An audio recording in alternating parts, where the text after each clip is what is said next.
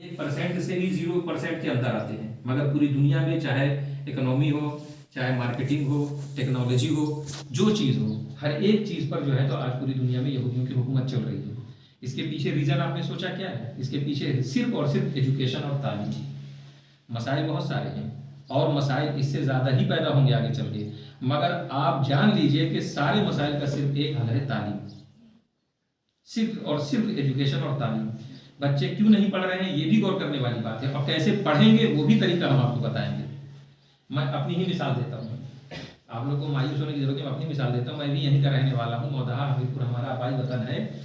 और मैं जब स्कूल पढ़ता था, यही जो इंपीरियल स्कूल आपका मौदहा में है, अभी मास्टर साहब वहीं मिल भी गए थे, तो मैं सबसे गधा लड़का था पढ़ने में।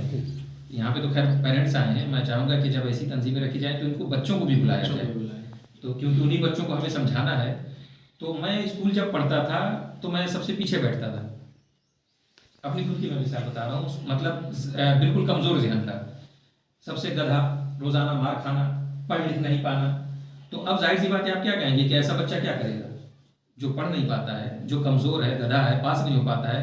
वो जाकर के खेती किसानी ही करेगा, वो तो मजदूरी करेगा ना। वो तो जाकर के जो है तो क्या है, मुंबई और जाके ट्रक चलाएगा, गाड़ी चलाएगा। मगर मैं आज आप लोगों के सामने बैठा हुआ हूँ, अल्हम्दुलिल्लाह सरकारी मुलाजमत कर रहा हूँ। वजह कि हमारे ऊपर सही वक्त पे सही तवज्जो दी गई। मैं दुनियावी लाइन में था, कोई हम पे तवज्जो नहीं दे रहा था। वजह क्या है? ना हमारे बाप दादाओं ने पढ़ा लिखा था, ना हमारे खानदान में कोई पढ़ा लिखा था, तो कोई हमको गाइड करने वाला था ही नहीं। तो पता चला हम 8वीं में हैं, लेकिन हमको लिखना पढ़ना कुछ नहीं आता है। इत्तेफाक ऐसा हुआ, अल्लाह का करम हुआ कि हमारी लाइन चेंज हो गई। हम दुनियावी तालीम के बजाय दीनी तालीम में आ गए।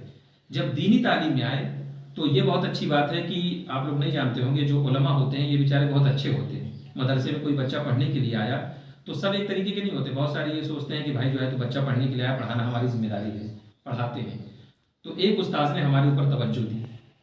तवज्जो, उनकी तवज्जो का नतीजा ये निकला कि अब वही लड़का जो स्कूल में बिल्कुल फेलियर था, अब वो मदरसे में आकर के, फिर उसके बाद रायपुर के मदरसे में मैंने एडमिशन लिया, छत्तीसगढ़ में जो है वहाँ पे जो मदरसा है, वहाँ पे जितने बच्चे थे सबसे आगे अल्हम्दुलिल्लाह 1 नंबर पे आ गया।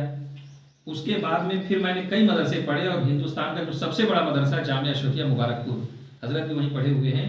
2-2 हज़ार बच्चे वहाँ हॉस्टल में रहते हैं, और वहाँ का इम्तिहान इतना टफ होता है कि आप लोग अंदाज़ा नहीं लगा सकते हैं।